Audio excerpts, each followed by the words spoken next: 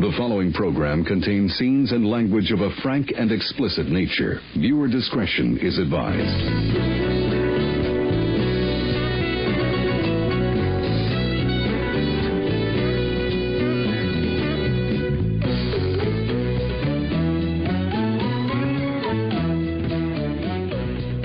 Hello, and welcome to Film Jitsu, the podcast that wields films like deadly weapons. We are your hosts. I am Jay. And I am Mike.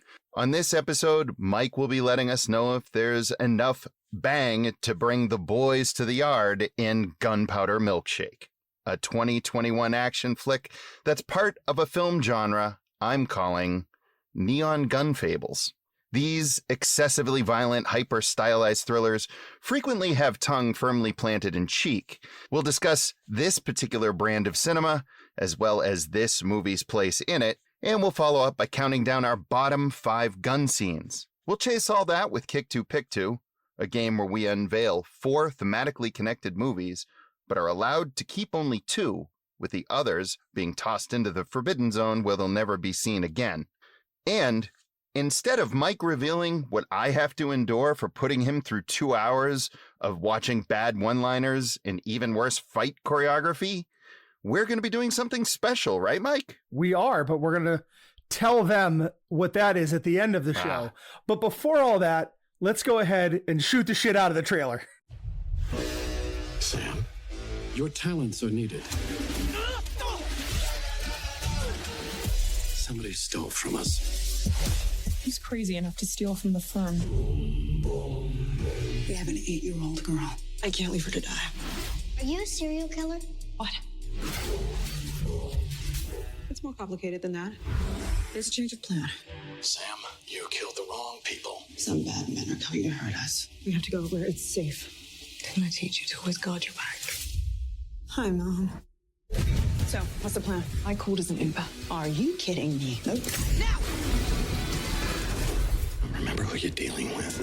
Think you have a chance here? We have an army. Well, I've got my mom.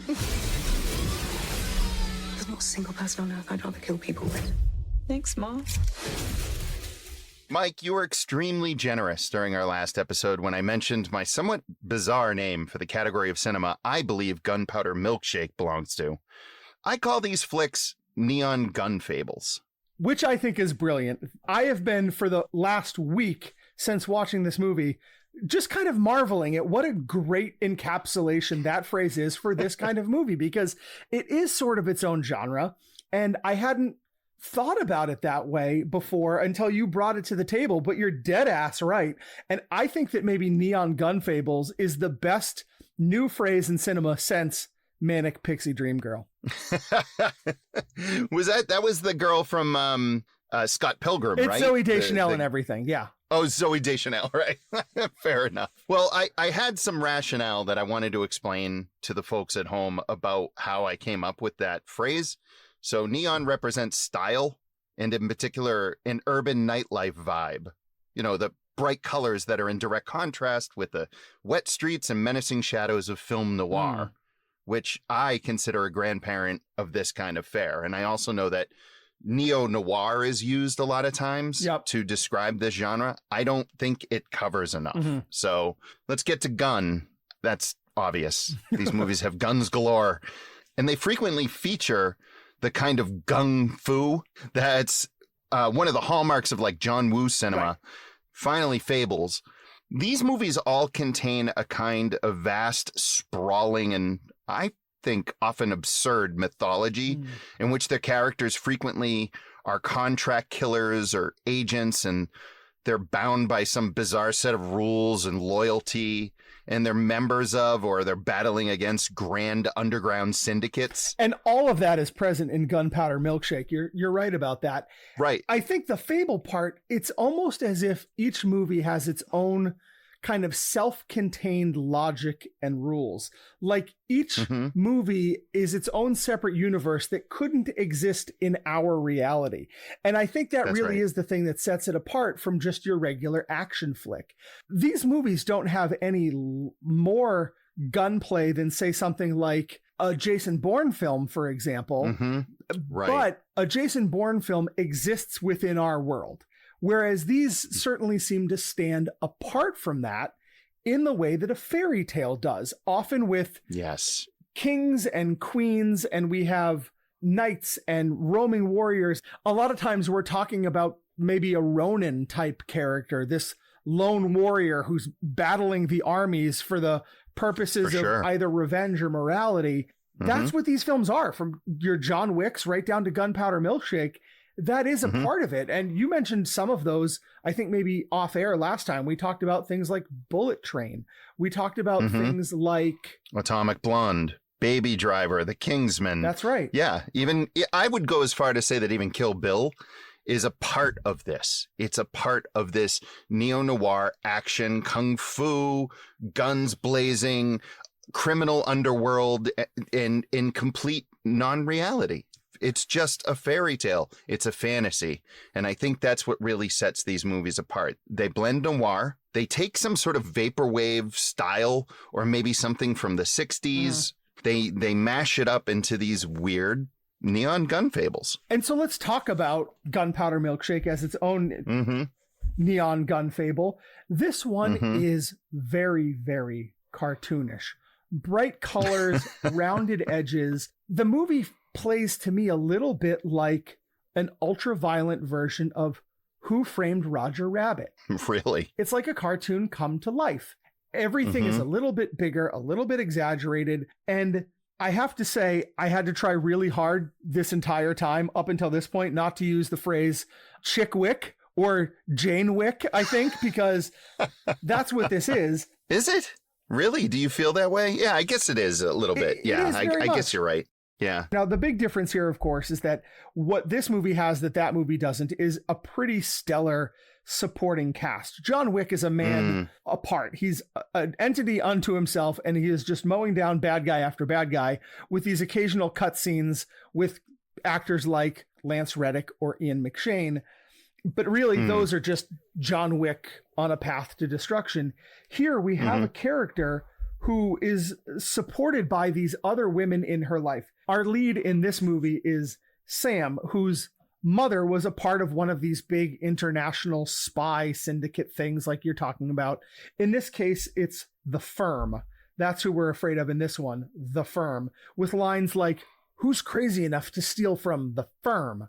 I kept thinking of an 80s rock band, a new wave rock band that's called The Firm. I was thinking of a John Grisham novel, so they were afraid of like just some sort of asshole lawyers the whole time. Right.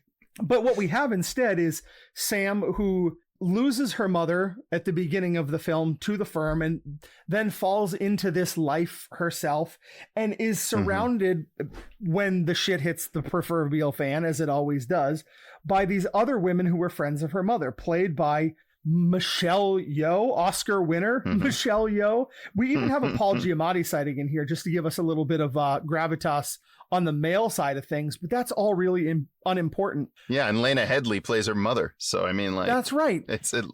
Yeah. At least in that regard, this makes this film a little bit more interesting than the rest. The narrative is very much what you'd expect. Sam gets on the outs with The Firm, and then she has to fight her way through them. And just when you think things are going to go wrong for her, all these women start showing up and her mother comes back. Spoiler alert. Narratively, this film does not have a whole lot to offer. What we're talking about is the thing that makes a neon gun fable different than an action movie, which is that aesthetic, which this film has in spades. The movie looks like it was made for that wall of TVs on the back of the Best Buy. It's supposed to be a film that is seen and not heard. And I don't know that I use that as a criticism, because when I go into a film like this, I guess I'm not expecting a lot by way of dramatic acting. When you go into a film like this, you do have a certain set of expectations that this isn't going to be an intellectually stimulating ride. This is going to be something that you're just there for shits and giggles and to watch some really cool action scenes. My problem with this movie, and what I thought you would have a problem with, is that the narrative was so missing, that it was so predictable, that there really were no characters, truthfully. There were interesting actors on screen. They weren't really given a whole hell of a lot to do. And all of it felt very stupid to me. So I was figuring it would feel very stupid to you, too. It is very stupid. And you had mentioned Kill Bill, and that's the thing that sets this movie miles apart from Kill Bill. I don't know that I would necessarily think of Kill Bill as a perfect example of a neon gun fable, but I can see where you draw that connection. One of the things maybe that sets it apart for me is in something like Kill Bill, all of these characters, these interesting faces, the Michael Madsens and the Daryl Hannahs, they're all these kind of captivating comic book type characters in their own way. They're memorable, and none of that is present in this film. And so you're exactly right. They're kind of a lot of cookie cutter, like badass ladies. And of course they're captivating to watch because they're interesting actresses, but they don't get to act interesting anywhere in the movie. You look really good. Are you eating well? Cut the crap, Mom. Where have you been for the last 15 years? Around. Watching you. Yeah, I agree. I didn't find it, while it's a very good example of what I would call a neon gun fable, it's not a good movie. And I think that's why I really gave it to you. Yeah, it was because it was like, it holds a lot of promise. I like Karen Gillan. I think she's really interesting. I've liked her as Nebula in the Guardians of the Galaxy movies and in those other Marvel flicks. Sure. I really liked her in Oculus, which is one of the first movies by Mike Flanagan. She's great. So, you know, it's funny because you called it Chick Wick, but I called this Atomic Redhead. Okay. So, you know, it's the same kind of thing. Gillan is fun to watch. She's very expressive, but there is nothing going on here. And the men are all shamefully, woefully inept. Yeah, they're just greasy, sleazy, paint by numbers. And here they're front and center, and it's laughable. And I want to be clear about something, because as we talk about, you know, Chick Wick or that kind of thing, you and I are not the type that are dismissive of a film because it has a primarily female cast. We've talked a lot about of course not. All that bullshit about like the female Ghostbusters. I don't think of that movie as a female Ghostbusters, or they were just trying to do a girl thing. Or all the bullshit that Star Wars gets because it has female heroes now. That's like, right. I mean, Jesus God. I am more than happy to have an action film carried by females. I wish that in this case we got some, because while we had actresses, it is very obvious to me in watching the movie that there were no women behind the camera. This movie is dudes imagining what it would be like if women could do boy things, which is not my idea. That is certainly the mentality that is projected on screen by the creatives involved in this movie. The script, the direction, all of it, it doesn't quite have a male gaze, but it has this like childish middle school idea of what women might be like if they were tough. What's interesting is you mentioned the male gaze, which I didn't find very heavy in this at all. Right. But it's what sets something like Sucker Punch way apart from this movie. They share DNA in a major way, but Sucker Punch is leering in the way that this movie is not. So I do give it credit for that. Yeah, I think that's a fair point. This movie is not just about tight tops and close-ups of asses. It's not. We get very little of that, honestly, which I think maybe almost none to its credit, which is almost the bigger shame, because it feels to me like this movie threw a dart and missed. There are elements to a story like this that could be explored. The daughter falling into the same life that her mother led, the revenge story, which again, some of these things are tropes that we've seen a million times in movies, but there is some drama to be explored there if you want to do that, especially in a cast of all women.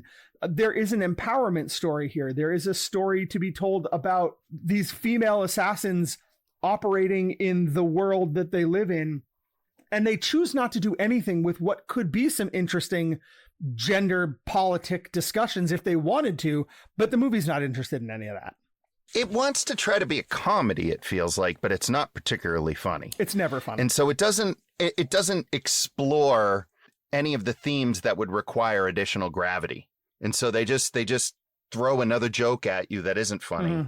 Hit somebody with a bowling ball in the nuts or whatever. Right. And it was surprisingly violent. Sure. It was, yeah. I mean, it was shockingly violent to me because I think that you go in with a level of expectation that it's going to be violent with these flicks. But this one actually had some gore in it, I felt. So it was sort of surprising to me. It's that CGI gore that's almost silly, stylish kind of arterial spray that just goes up in the air. And it looks like computer blood for sure. And I think that's why I kind of go back to that idea of Who Framed Roger Rabbit. The whole thing seems kind of like an ultra-violent cartoon, but it's not a cartoon.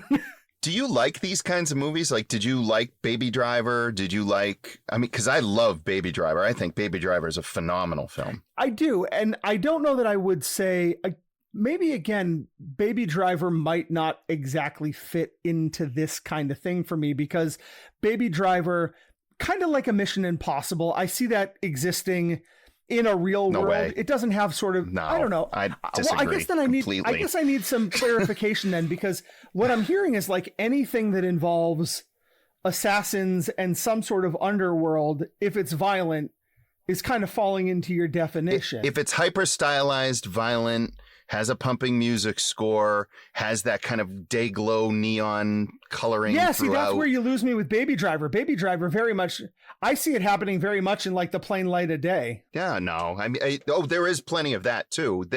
But it's not like an all or nothing situation. Yeah. It doesn't have to all be vaporwave all the time. Like John Wick. John Wick has a lot of neon in certain club sequences and such, but then it doesn't have any in others. But in my mind, I feel the style before I feel just about anything else. It's a fable. It's silly. And I think that most of these are silly. Kill Bill is silly. It's a ludicrous plot line of the bride getting shot down in a church on her wedding. You know, it's mythology. Right. And it's very, very stylish in the way it's presented. It's got mean characters that can't possibly exist because it's fantasy. So they have a kind of structure that is just, I mean, freaking Bullet Train alone is a video game where he's just going from one end of the train to the other, basically. These movies, I like them. I really like Bad Times at the El Royale. And you make mention of something. You were a little bit dismissive of the fact that there are stars other than Keanu Reeves in John Wick. And I think it's not that you weren't correct. That movie isn't star powered the way that something like Gunpowder Milkshake is. Yeah. But one of the things that Neon Gun Fables as a title for a genre doesn't encapsulate is the fact that a lot of these movies do have powerhouse casts. And I don't know why. I mean, when you just Bad Times at the El Royale, you've got your darling Jeff Bridges, but there's also Dakota Johnson and John Hamm and Chris Hemsworth. John Hamm, of course, also in Baby Driver. So he's kind of crossing that thing in. Bullet Train, of course, had Brad Pitt, Sandra Bullock, Michael Shannon, and Bad Bunny. Brian Tyree Henry, who is kind of a big deal even in like the theater world. You're right. Even the secondary, tertiary characters in some of these movies are a known face, a known entity, which is something that used to happen a lot in films in the 90s.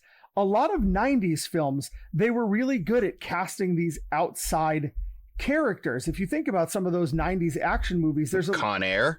So I think this is something maybe from 90s action films that is coming back a little bit in what is our, I think, current iteration of action movies. In a lot of ways, action films, as they used to be in that kind of Arnold and Sly Stallone mold, are passe. We don't see a lot of commandos anymore. We get more of this kind of thing.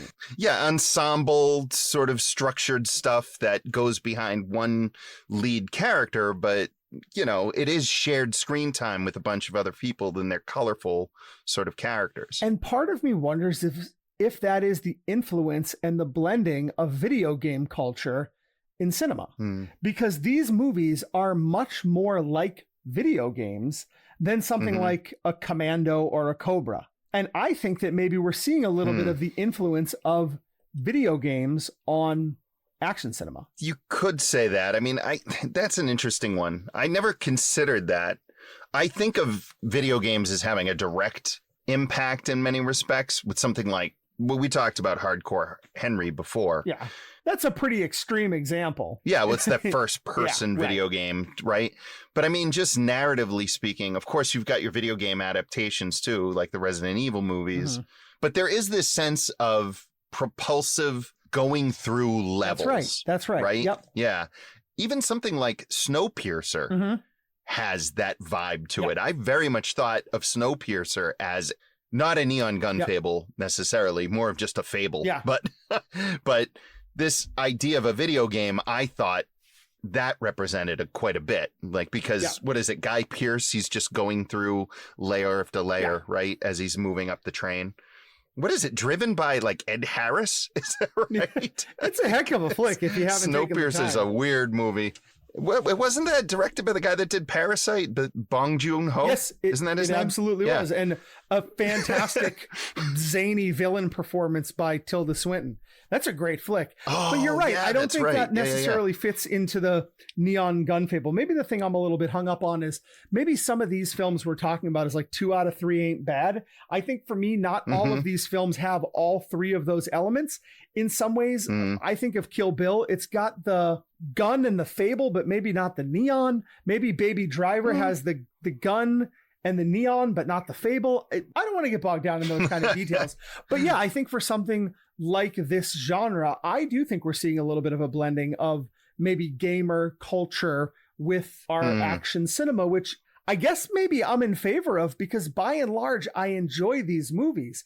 Oh, you do? Okay. I think that... I wasn't sure. Yeah, I think they're fun. I think they certainly scratch a particular kind of itch. Unfortunately for me, Gunpowder Milkshake fell short of all of those things because the fable wasn't especially interesting. No. The gunpowder part wears out its welcome.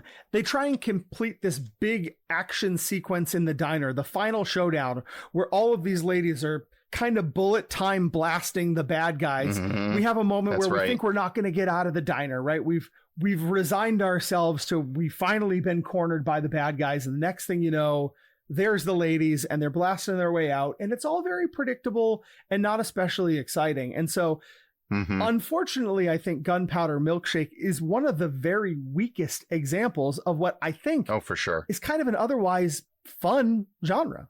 But it's funny because the way I look at it, it is an absolutely perfect representative of this genre. Yeah. It's just a bad movie. Yeah. Well, and maybe to your point, if we stop kind of nitpicking here, if we're going to accept these films as fitting into the genre, I think the critical consensus on a lot of these films is positive.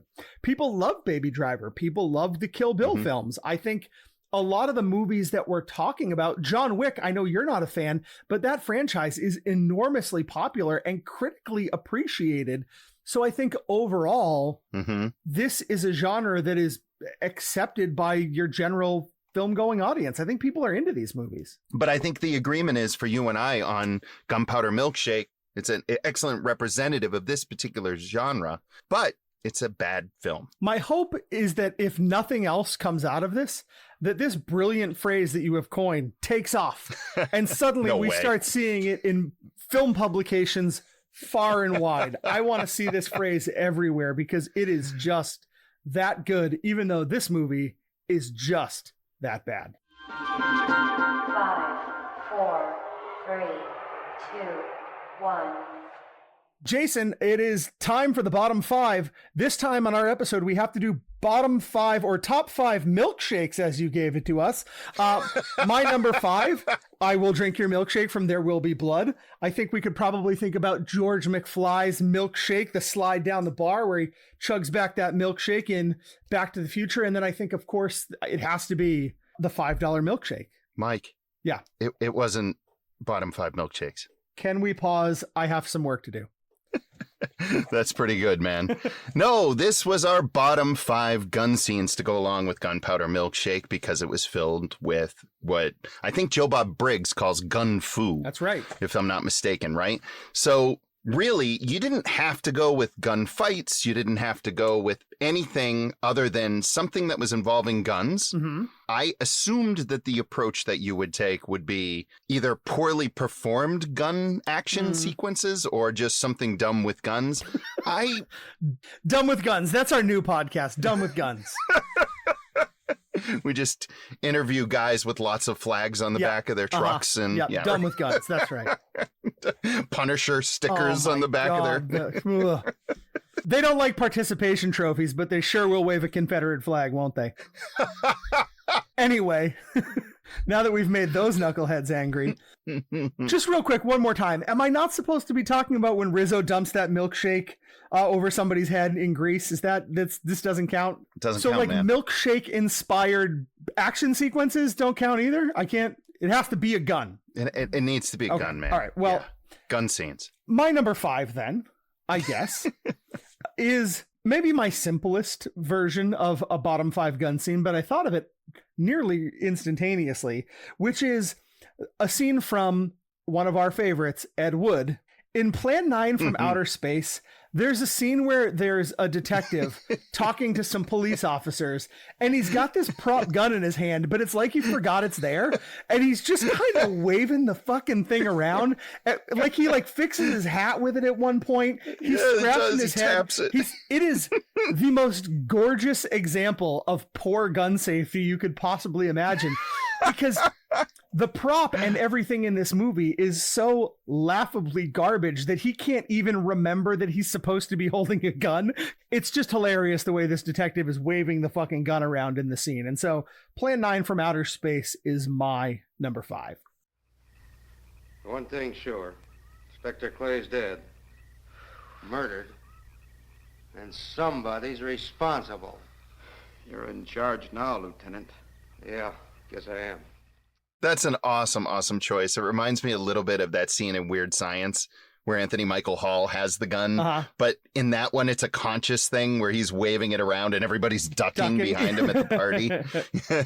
So it reminds me a little bit of that, only it's unintentional, which is even better. Yeah, and it's a great scene. That's a perfect example of what I was hoping to hear. My number 5 is a really out there one, okay? It's from a movie called Shattered Dead. And most people have no idea what this movie is. It's essentially a no-budget patience tester. And that's for most people. For me, it's one of my favorite micro-cinema films of all time. Now, I've mentioned this genre of filmmaking a few times in the past, particularly in our bottom 5 low-budget movies episode that went along with your review of I'm a Ghost and a Ghost Story. Yeah, you love these movies. I do. Because I used to make movies like this, right? You know, with zero resources and getting friends and acquaintances to act for free, wearing all the hats on every production by being writer, director, producer, actor, DP, caterer, acting coach, psychiatrist to the actors. Yeah, what's not to love? It's so punk rock. What's not to love about these kind of movies? Oh, I never even thought about that. That is so true. Anyway, this movie, Shattered Dead, was made by a director named Scooter McCrae way back in 1994. I probably didn't catch up with it until about 10 years later when I was deep into the scene. And holy shit, this movie is bananas. It's stylish, but it's cheap. It's surprising, but dumb and smart. It's a simple story about a woman named Susan who just wants to get home in a world filled with reanimated corpses. Oh, yeah. Only the difference here is that they're not zombies. Okay. They're simply dead people who are still alive. Wait. Many just trying to pass as still living so they're not maimed by the prejudicial living. Because once you're injured, when you're already dead, you wear whatever's happened to you forever. Okay. McCrae comes up with this idea and then he explores it through all these wild scenarios. Yeah. But there's one standout sequence that almost everyone who has ever seen this film talks about. The scene when Susan and her now dead boyfriend make love, and he, because the junk can't work because he's dead, wears a gun as a makeshift strap-on. No joke. This happens in a movie. And it's shot in surprisingly graphic detail. Is it surprising? It feels like if you're going to have a gun strap on, really any detail is graphic detail. I bet you didn't think gun fucking would be on this list, but Shattered Dead lands at my number 5 spot, not because it's a bad scene. It's here because it's a scene where a woman is penetrated with a gun. Consensually, but holy shit. Yeah, it needs to be mentioned. I guess it does need to be mentioned. It just needs to be mentioned. Oh, man. Well, I was talking about Grease a minute ago, and I guess I'm glad Stockard Channing had nothing to do with any of that. Not that you're aware of. That's your number 5? We're in for a long haul here. Our listeners better buckle in. My number 4 is from a movie that could have conceivably been on a bottom 5 sequels list for me. This is from the film Sicario, Day of the Soldado. The sequel. I loved that first flick, but the 2018 follow-up, no good. And the scene that I am talking about is when a character is, our main character, is forced to shoot a man in the head point blank by the cartel. And they're bringing this one guy up, and this young kid, he can't do it. And so the cartel just shoots this kid in the head as if you're not going to commit this execution, we're going to kill you. Jesus. So then our main character has to step up to the plate. And he goes through with it. He shoots the guy point blank. The guy goes limp, and that's the end of it. It's a brutal, graphic scene. He's a double agent guy, right? Like he's pretending to be part of their cartel and whatnot, and we're following him, right? You know Is what? He undercover? You already have a better idea of what's going on than I did watching the film. This whole thing was a mess for me. Fair. But all right, what makes this a bottom 5 gun scene is not even necessarily this moment, because this is actually a very tense scene. But what we get some minutes later is this guy that got shot in the head shows back up, not dead. He was just kind of shot in the face, and he's still alive. And I'm supposed to, as an audience, like, this guy was just clearly dead.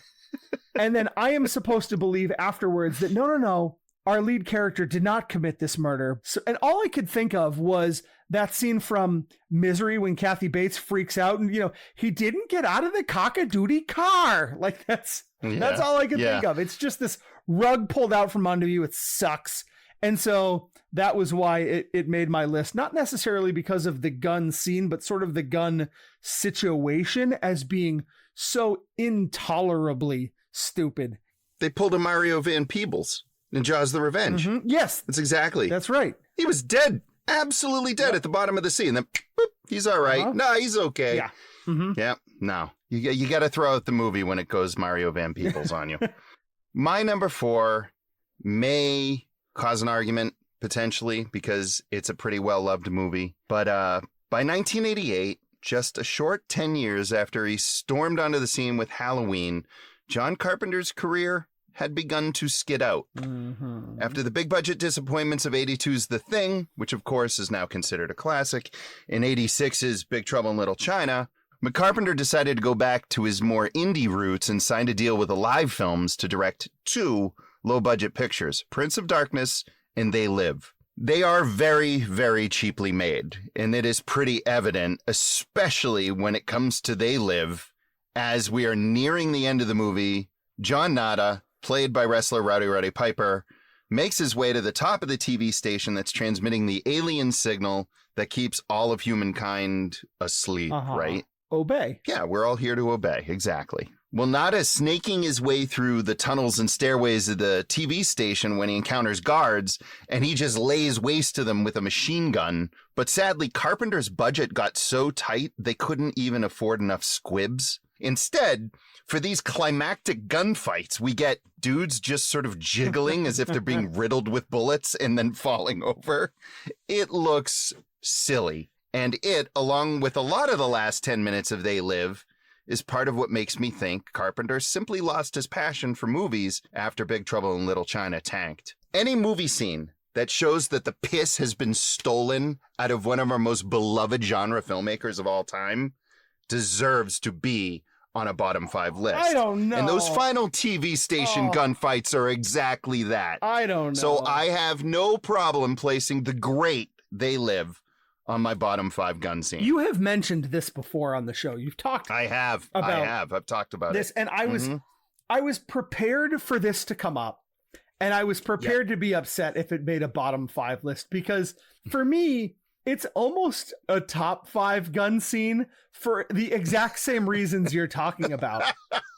Because it didn't, to me, feel like Carpenter throwing in the towel on filmmaking. Yeah. For me, it actually kind of fit with the B-movie vibe that They Live has. It actually was almost perfect in its own kind of way. You're right. I mean, standalone, objectively, it's ridiculous, but correct. There's something that I kind of love about the fact that they were like, nah, fuck it. We ran out of bullets. Who cares? Like, we use so many bullets that we don't have any squibs left. I kind of love that about it, actually. Look, I just want to... Can we just...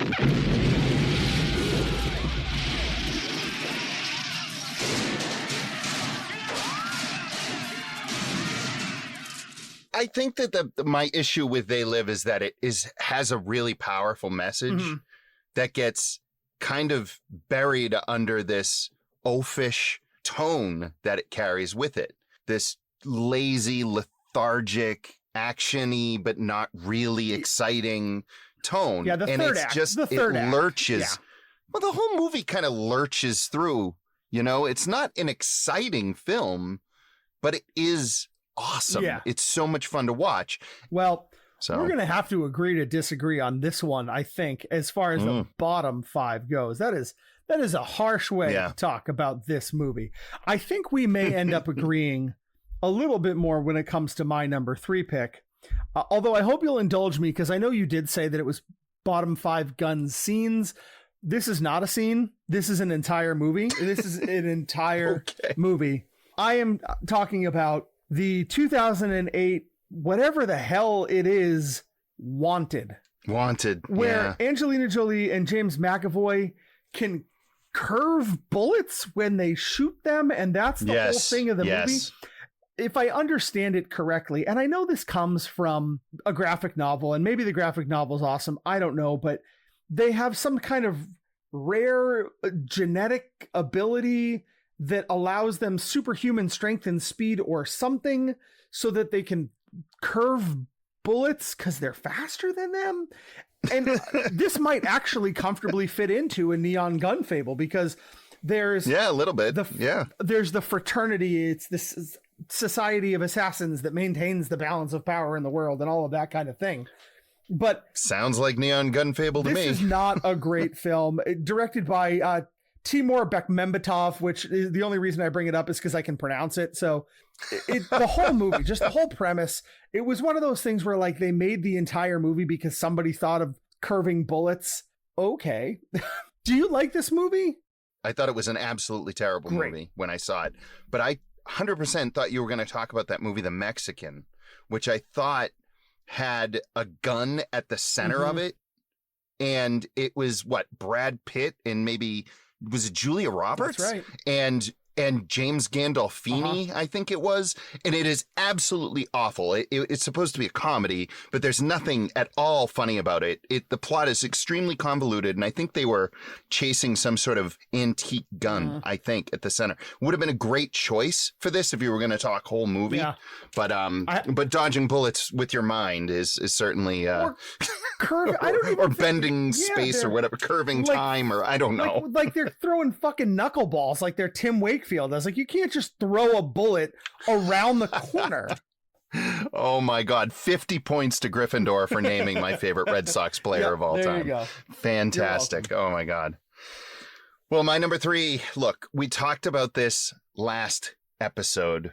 So we recently discussed Tim Burton's Batman 89 during a game of Kick 2 Pick 2 where I unceremoniously gave it the boot. So it probably won't surprise you that it came to mind when forming this list of bad gun scenes. In this case, though, it just goes too far with the phantasmagoria. I can believe that a guy becomes a superhero in a bat costume because he's like avenging some sort of childhood trauma. Sure. He's working through his childhood trauma and it involves bats, and sure. All right. He's got to stop all the criminals of the world while wearing a bat costume. Sure. Fine. That's great. So all right. You approve of one of the longest running and most successful comic concepts of all time. You're okay with it. Thank goodness for that. Not really. No, actually, to be perfectly honest, I was sort of saying it in jest. Oh. It's stupid. Oh. It's god awful stupid. It's always been stupid, but for some reason it was charming for a while, and now it's not. Yeah, your heart it's has just become not blackened. anymore. I'm getting old. What is your grumpy black heart? Now, you're too old for Batman now? I am Danny Glover All right. in Lethal Weapon. Yeah. Oh, yeah. You and Danny Glover, same guy for sure. Anyway, look, the Joker whipping out a 36-inch hand cannon and firing off a single shot that takes down the Batwing? Come the fuck on. Are we serious right now? Batman unloads missiles and 2 turrets worth of bullets, and the Joker doesn't even flinch. But then he withdraws this fucking gun from his pants. Yeah. And just shoots. He doesn't even recoil, barely recoils. The thing should have sent him through a building. But instead he just, and then the Batwing, the majestic, amazing toy that is the Batwing, which had just flown into that incredible shot where it comes up in front of the moon and then drops back down. Yeah. This is the next scene. Yeah. Yeah, fuck that gun scene. I know that I just chastised you for being too grumpy for Batman, but this scene was absolutely in the running for me too. You're not wrong. Even as a kid, when I saw this movie in '89, my first thought was, how has he been walking around with that thing in his trousers the whole time? Have you ever tried to walk with something that's like... That's what she said. Yeah, exactly, right? But there's no way to say this where it doesn't sound dirty. You're right. I'm just not going to stop. I'm going to stop trying. But yeah, it didn't make my list, but it only didn't make my list because of my next 2 picks. Oh, okay. Which brings us to my number 2. This is, without a doubt, the Jason versus KM14 scene from Jason X. Which, upon further review, is absolutely the Friday the 13th movie I should have made you watch. But this is the scene where Jason is running all over this spaceship, killing everybody because he has recently been brought to life. And they decide that the thing to do is to upgrade the sex bot or whatever it is on the ship to basically be Carrie Ann Moss from The Matrix. This movie came out in 2001, so absolutely it is aping on The Matrix here when it does that. And it is just the most ludicrous scene. Hey, Slappy, got a little something for you.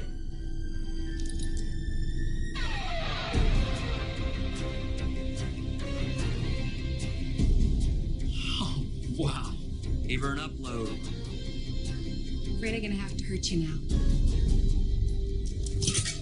She's shooting behind her back. Oh, God. She is pumping him full of bullet holes. She shoots his leg off and he tips over like somebody put his kickstand up. And then finally, he looks up. She blasts a quarter of his head off of his entire skull.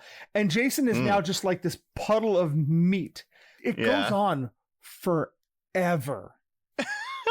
It won't stop. And then, insult to injury, after he is just laying there as this bloodied piece of blown apart beef, she takes his machete and throws it at him and it sticks in his chest. Because of course, 10 minutes later when Jason is reanimated by nanobots, he's got his fucking machete again. I don't know why these people keep giving Jason his machete back, but it happens even in this scene. It's ridiculous. Honestly, what I'd like everybody to do is pause the episode and go to YouTube and watch this scene, because nothing I can say is going to do justice to how ridiculous that scene is. In a franchise that makes its money on ridiculous, this might be the most ridiculous scene in any Friday the 13th movie. Excellent choice. I did think of Part 9 in that awesome SWAT team drop. That's a great scene. Where everybody just comes in, but that's a great scene. It's exactly right. It's not a bottom 5 scene. It's a top 5 scene. So I was like, no, we're not doing that. We're not going to do that. My number 2, director Orem Aksoy managed to have a very long and distinguished career in his native Turkey, directing melodramas, action movies, musicals, and romances. But perhaps what he's most known for by Western audiences is his 1973 debacle, Karate Jikos, or Karate Girl. You may not have seen this entire movie, but there's a solid chance you've caught this death scene online, and it absolutely belongs on anyone's list of bottom 5 gun scenes. While perhaps not as well known as the head smash from Ricky O, this insanity went viral in 2012, racking up 17 million hits before getting pulled by the copyright holders. It features the heroine of the film, Zeynep, getting the better of one of her nemeses, the evil Farah, who, along with some cronies, killed both her father and some years later, her police officer husband. Now, hilariously, the karate is just as bad as the gunplay in this ludicrous fight, with Zeynep beating the villain back to the point where he tries to surprise her by pulling out a pistol. That's it, right? End of story. She shoots him and catches him first, and that's it, right? It's got to be it? No. Zeynep, karate girl, she's now gun girl. And Farah reacts to being shot in the stomach by squeezing a bag of blood over his abdomen in slow motion. And while he's doing it, she shoots him again, but she's in normal motion. And then he gets hit with the second bullet and he starts to scowl and grimace. And his mouth is just so wide and it's so overacted and it's all in slow motion. She shoots him again. He falls against a bureau. His back is almost turned to her. She shoots him again. Now, again, every time she shoots him, Mike, it's in normal motion. Right. And every time it cuts back to him, it's in slow motion. And at one point he hits the wall. He's got blood on his hands and he's leaving his handprints on the wall. Back completely to her. She shoots him again. He falls onto a bed. And I think that she may well still be shooting him and he may still be reacting even today, right now, as we speak, from 73 to 2024. She has an unlimited number of bullets and he has an unlimited amount of ridiculous faces that he's making. If you ever get a chance, look up the Karate Girl dumbest death scene in the history of cinema. And watch this. It is also number 2 on my bottom 5 gun scenes. It makes complete sense. Well, speaking of things that are eminently memeable, my number 1 has got to be from True Lies. We talked before about Arnold Schwarzenegger being the, of course, torchbearer for the old school action film. Sure. True Lies, this scene is not Arnold, in fact, but it is my number 1. It's a scene where Jamie Lee Curtis, as Arnold's wife, Helen, who has gotten caught up in all of his action scenery. Shenanigans. She has an Uzi in her hand that she drops at the top of a flight of stairs. And this Uzi tumbles slow motion down the stairs, firing every time it goes. And every time it fires, it's hitting a bad guy that is chasing after Arnold. One of the terrorists from the Crimson Jihad. That's right. Yeah. Helen is just standing at the top of the stairs going like, oh no, like with her hands up in the air like, oh. Yep. She looks a little bit like she's at the top of the stairs doing her best Edith Bunker impression going like, oh, Archie. Oh my God, that's exactly. Well, the gun just rolls down this flight of stairs and I looked it up and I counted. I think it takes out maybe as many as 10 bad guys. Yeah, I thought it was 10 or 12. Yeah. And then Arnold, who is the biggest target in the scene, comes out completely unscathed and just looks around like, what happened? It's beyond bananas. This is how they escape the terrorist organization that they've been trapped by, because she drops an Uzi down the stairs and kills almost everybody in the room. And the only reason that I know it so well is because, Mike, it is my number 1 as well. For the first time ever, you and I share a number 1, and it's the bad gun scenes. It's great. This is a perfect way to end a list. It's a perfect example. What I found most interesting was that I began my list with a movie that probably had an entire budget lower than the cost of the catering for one day on True Lies. And now it ends with True Lies. It's the worst. It is the worst by far. There is no better answer. Were it just the gun going down the stairs, all right.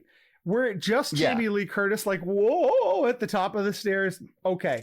Both of those things happening at the same time. Get the fuck out of here. And it killing everybody in the room. Yeah. Like, guns don't work like this. They don't go off when they hit steps. Yeah. This Uzi that's just like slinking its way down the stairs. Yeah, it bops ass over tea kettle the whole way down. I love that we share a number 1 for the first time ever on this show. That's an amazing way to end it. Does that mean we have to end the podcast? Is that what happens? Like, we just poof? Do we like sweep up the popcorn and drop the curtain and that's the end? The audience isn't that lucky. Oh, yeah, all right.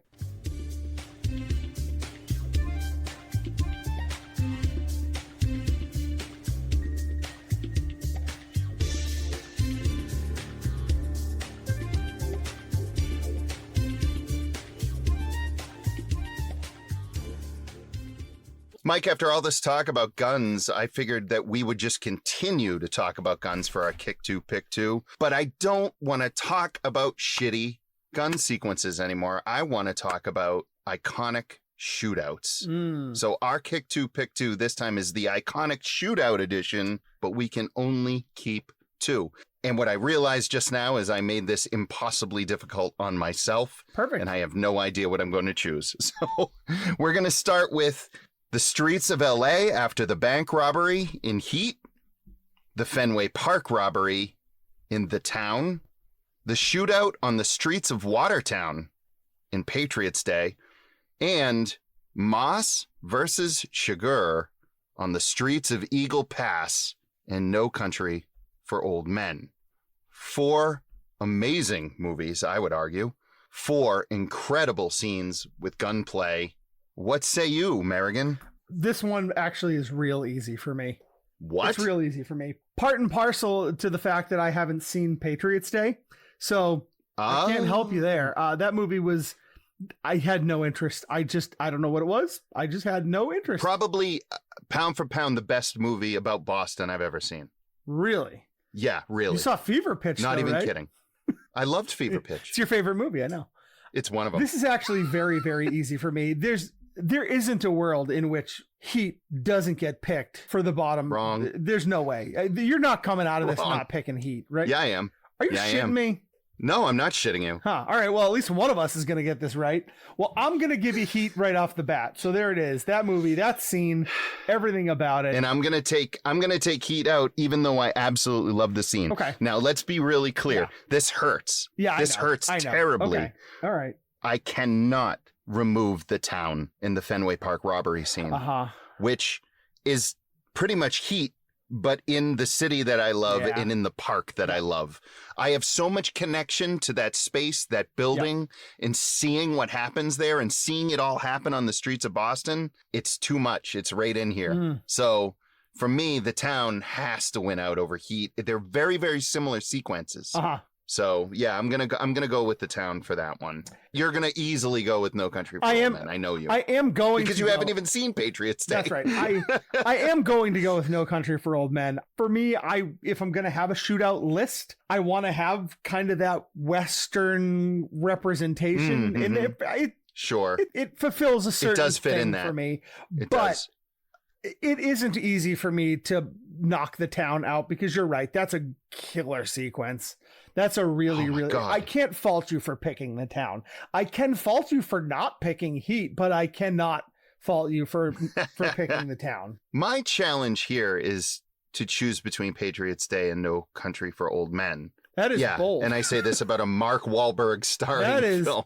Bold. Yeah, I mean, what? Your skepticism is fucking peeling off your face. No, I mean, you know what? You're right. Beaming. Of course, you're right. You're right about all the things you're saying. I mean, of course, it isn't one of those terrible things where maybe the greatest movie made by the greatest directors. Why would we want to keep a film like that around when we can keep? I don't agree. I don't think that that's one of the greatest movies that's made by the greatest directors. I think that the Coen brothers are outstanding directors and they've made some very, very good films. I find them very overrated. They're sort of the Radiohead of movies, right? Where if you don't bow every time they come out with something, somebody's going to get their panties in a bunch about it because they're like, oh my God, how can you say that about them? You're not revering them. Well, guess what? Not everything they did was right. Now that movie has a lot of good stuff in it for sure. I don't think that you have to just knee-jerk love everything they do, but I am kind of blown away by the fact this is the one you're not down with.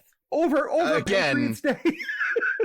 Yes. No, I like Patriots Day more than I like No Country for Old Men. I feel an emotional connection to Patriots Day that I don't feel for anyone in No Country for Old Men, which is sort of the fucking point of No Country for Old Men, I think. It's an existential, sort of depressing, but oddly suspenseful and interesting and frightening film, right? It's interesting because it is rewatchable. Yeah. And I like revisiting it. And I'm not saying it's a bad film. And I'm not even saying that. It's just that. And I'm just giving you shit. Patriots Day, giving you shit. And if we're going to talk about gun battles, if we're really going to talk about gun battles specifically, right? Moss versus Chigurh is an incredible sequence. It is so suspenseful and so exciting, but so is the shootout on the streets of Watertown, which gets so out of control. And it actually happened.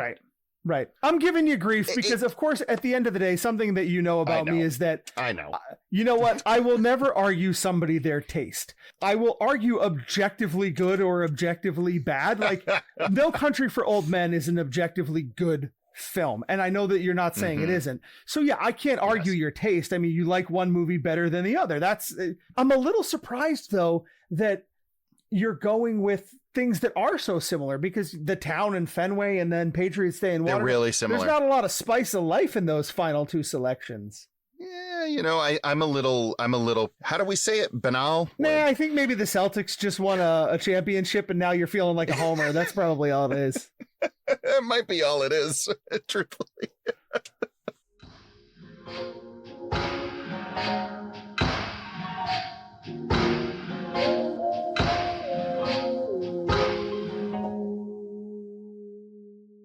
So, Mike, we have something really special for our next episode, something that we've never done before. You're not going to be throwing me under a bus this time with some cinematic drudgery. Although we will instead, get back to it. It will be my turn next. Well, but what's going to happen is we're both throwing each other under a single bus that's getting picked up by a tornado, along with, I assume, a cow, because we're going to the theater, baby. You and I are going to go see Twisters, the reboot. I don't know what sequel. Is it a sequel? It's not. I don't know. It's not. We'll find Actually, out. I did find out about this. It does not have any connection to the first film. Completely different characters, completely different story. I'm sure there's going to be some touchstones, but it doesn't have connections to the first film. It looks exactly like the first one, though. Yeah. So we kind of know where we're going. We kind of know what to expect. We are going ahead and just assuming that this is going to be the kind of movie that would be wielded as a deadly weapon, and we're both going to be eviscerated by it. I'm going to be honest here. I am not as convinced of that. I am going in... Oh, give me a break. I'm going in open-minded. The reason that I want to You're a clown show. The reason I want to go see this is because we have talked about Twister multiple times in the show, to the point where I'm sure the audience is sick of hearing us talk about it. But this is a movie that I have a lot of affection for. I love the original Twister. And so I am going in with the understanding that Twisters has a real hill to climb to impress this guy, because this could be, I like Glenn Powell. This movie could be a lot of fun, but there's no Bill Paxton. There's no Philip Seymour Hoffman. So good fucking luck to this movie. I don't know if it's going to be good or going to be bad, but it's not going to be Twister. And that's why I want to go see it for the show. We're going to go ahead. We're going to do something special by going to the movie, watching it, and then doing hot takes, kind of like from the lobby. Something like that. If our audience is looking for one thing, it's poorly considered hot takes from two white guys. Let's do that. Let's just jump right in with that shit. We'll figure it out. And what we're going to do, you don't know this yet because I haven't told you, but I've come up with a bottom 5 for this episode. We are going to do bottom 5 movies we love. So guilty pleasures almost. Perhaps. But those movies that I guess that's another way of saying it. Sure. I don't really believe in guilty pleasures. I just kind of believe in pleasures. But yeah, that's Mike already has picked my number 5 as Patriots Day, so I can tell. It might be. It might be. Yeah, that's a great bottom 5. Really well chosen. I look forward to it. I'm not sure that I really look forward to seeing Twisters. I am looking forward to watching you watch Twisters. Oh, yeah. I think it's going to be a little bit like watching a little kid seeing Santa Claus for the first time. Either way, I'm going to buy the ticket and take the ride. Well, until next time, then, we've been your hosts. I am Jay. And I am Mike. We'll see you next time.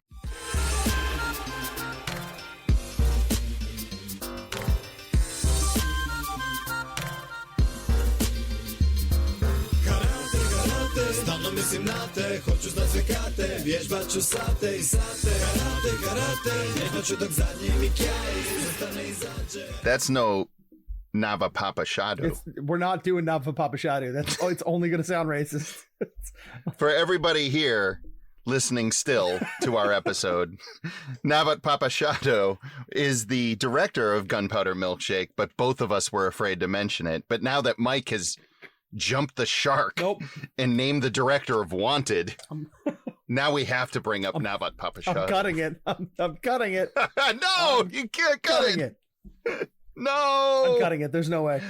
All right. Navat Papushado. Shadu. Navat Papashadu. Papushadu.